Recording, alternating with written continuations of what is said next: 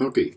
Agora o exercício, na verdade, é saber aonde esse quociente de funções quadráticas é maior ou igual que zero, né?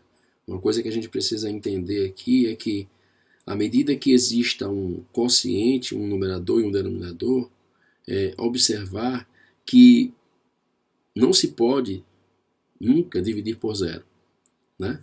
Então, esse detalhe é preciso ter muita clareza.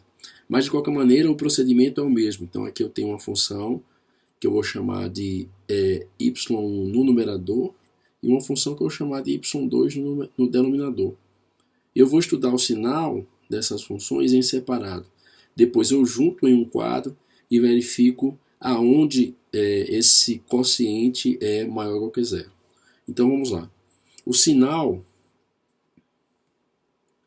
da função y1, a função do numerador, né? Então qual é o procedimento? O procedimento aqui é você, antes de mais nada, encontrar as raízes dessa equação do segundo grau, né? Ok? Como é que a gente encontra? A gente encontra através do discriminante, né? Que é b2, o b aqui é menos 2, né? B ao quadrado menos 4 vezes a, que é 1, vezes c, que é menos 8. Então, quando você observa e faz a conta aqui, eu tenho 4, 8 vezes 4, 32, 32 mais 4, 36. Então, o delta vale 36. A partir daí, eu vou para a Bhaskara, que é menos o b, que é menos 2, mais ou menos raiz de 36, sobre 2 vezes o valor de a, que é 1. Né? Daqui eu retiro as raízes. Né? X', por exemplo, vai ser 2 mais 6, que é a raiz de 36. 2 mais 6 dá 8, dividido por 2 dá 4. Positivo.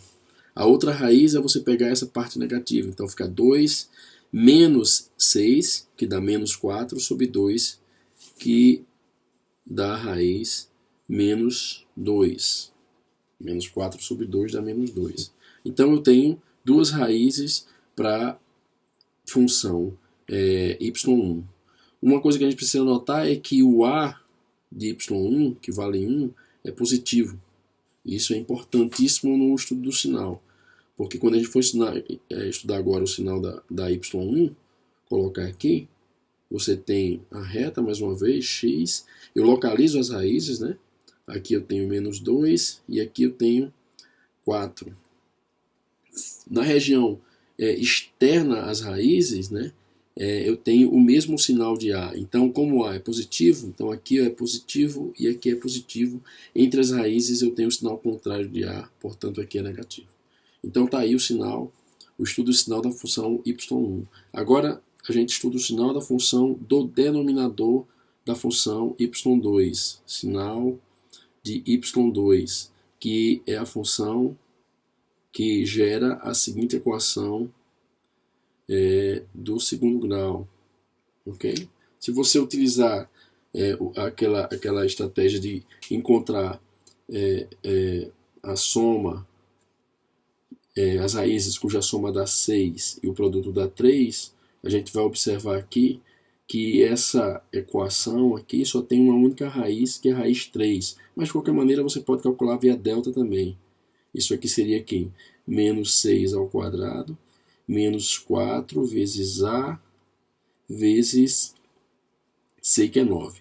Então eu vejo que menos 6 ao quadrado é 36, 9 vezes 4 é 36, então o delta é nulo. Quando o delta é nulo, na verdade, você só tem uma única raiz, porque quando você substitui em Bhaskara, vai dar o seguinte, menos b, mais ou menos raiz de 0 sobre 2 vezes a. Então aqui, se você observar como é que isso aqui dá 0, né? Menos com menos dá mais, 6 sobre 2 dá 3, e eu tenho uma única raiz, né? Como A é positivo, A vale 1. Então o estudo sinal dessa função y2 é exatamente esse, né? Você tem a raiz 3 aqui, e aqui tudo é positivo, com cavidade voltada para cima, então eu tenho exatamente essa situação, né? Mas eu estou interessado, mais uma vez, em estudar o sinal ou saber onde esse quociente é maior do que zero. Então eu coloco num quadro, mais uma vez, a função y1, localizo as raízes da função y1. Aqui a função y1 tem as raízes menos 2 e 4. Okay? Sei que entre as raízes o sinal é todo negativo, fora é positivo, positivo. E a função y2. A função y2 tem uma única raiz, que é a raiz 3, que eu vou colocar mais ou menos aqui. Ok? E eu sei que em toda a região ela é positiva. Positiva, positiva, positiva, positiva. Ok? Só que eu estou interessado em saber em que região o quociente entre y1 e y2 é maior do que zero. Então aqui eu faço y1 sobre y2, né? Desenho mais uma vez a reta. Localizo as raízes. Fecho aqui em 4. Fecho aqui em 2. Menos 2, desculpa. E abro aqui em 3. Por quê? Porque 3 é a raiz do denominador. Então, ser raiz significa anular o denominador. Então, os valores que anulam o denominador não são interessantes para o estudo do quociente. Entendeu? Então, aqui eu faço o jogo de sinal mais uma vez. Né? Tem uma divisão de elementos. Então, mais com mais dá mais. Menos com mais dá menos. Menos com mais dá menos. Mais com mais dá mais. Então, através dessa última linha aqui, eu observo que esse quociente entre y1 e y2 é positivo exatamente nessa região e nessa região.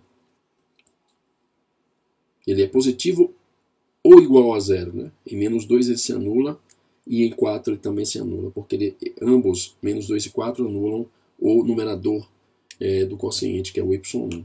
Então a solução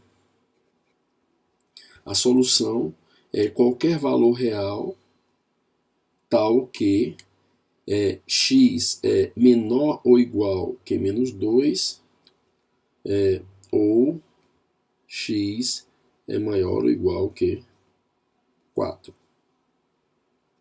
De outra maneira, você poderia ver também que isso seria menos infinito, menos 2 fechado, união com 4 fechado até mais infinito, aberto. É isso.